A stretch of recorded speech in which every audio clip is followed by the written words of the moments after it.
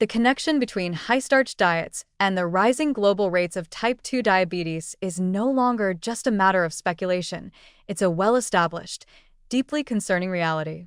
At the center of this crisis is the overwhelming presence of refined carbohydrates in the modern food supply. White rice, pasta, white bread, crackers, instant noodles, sugary cereals, and processed snacks dominate the average diet, often consumed 3 or more times a day. While these foods are marketed as convenient sources of energy, their consistent and excessive intake, especially without adequate fiber, protein, or fat, creates the perfect storm for developing insulin resistance, the key driver of type 2 diabetes. When you eat a meal heavy in refined starches, your body rapidly converts those carbohydrates into glucose. This leads to a swift spike in blood sugar, and in response, the pancreas releases insulin to help cells absorb the sugar for energy or storage. If this process happened occasionally, the body could handle it. But in a world where high-starch meals are consumed with near constant frequency, breakfast cereals in the morning, sandwiches and chips for lunch, pasta for dinner, and sugary snacks in between, insulin is chronically elevated. Over time, cells stop responding to insulin as effectively, forcing the pancreas to produce even more of it to achieve the same effect. This condition, known as insulin resistance, marks the beginning of a downward spiral toward type 2 diabetes. At first, insulin resistance may go unnoticed. There may be no obvious symptoms. But beneath the surface, the damage begins to build. As insulin becomes less effective, blood sugar starts to remain elevated after meals. The pancreas, under constant strain, may start to lose its ability to keep up. Eventually, the system breaks down, fasting blood sugar rises, post-meal spikes worsen, and a person is diagnosed with prediabetes or full-blown diabetes. By the time symptoms appear, fatigue, increased thirst, frequent urination, blurred vision, slow healing wounds, the disease has already taken hold, and significant damage may have already been done to the blood vessels, kidneys, eyes, and nerves. What makes this even more dangerous is the deceptive nature of refined starches.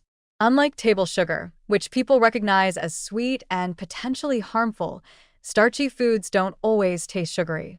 A bowl of white rice or a slice of white bread may seem harmless, even bland.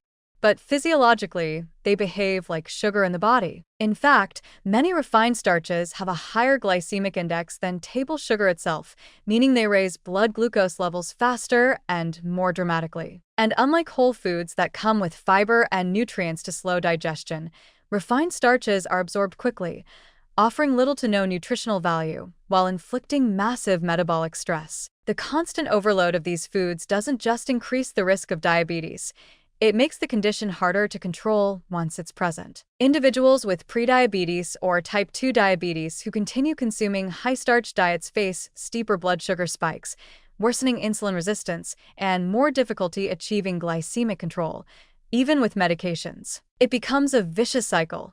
Insulin resistance drives hunger, especially for carbs, which leads to more consumption of starches, more insulin production, and deeper resistance. Eventually, some patients become insulin dependent, with deteriorating health despite increasing pharmaceutical intervention. The link between high-starch diets and diabetes is particularly alarming when we look at population-level data. Societies that have shifted toward processed, carb-heavy diets see skyrocketing diabetes rates within just a generation. In places like Southeast Asia, Latin America, and parts of Africa, where traditional diets once centered around balanced whole foods, the rapid adoption of refined carbs, often imported and mass-produced, has led to an explosion of metabolic disease. Children as young as 10 are being diagnosed with prediabetes, and adults in their 30s and 40s are developing complications like nerve damage and kidney failure once seen only in the elderly. Equally disturbing is the false sense of safety provided by food labeling. Many so-called healthy or low-fat foods are loaded with refined starches and added sugars. Breakfast cereals labeled as whole grain, granola bars marketed as nutritious, and even certain diet meals are often nothing more than high glycemic carb bombs dressed up with health halos. Consumers trying to avoid fat or count calories may be unknowingly flooding their systems with the very substances that destroy metabolic function. This is not a minor dietary detail. It is a fundamental public health emergency. Type 2 diabetes isn't just an inconvenience.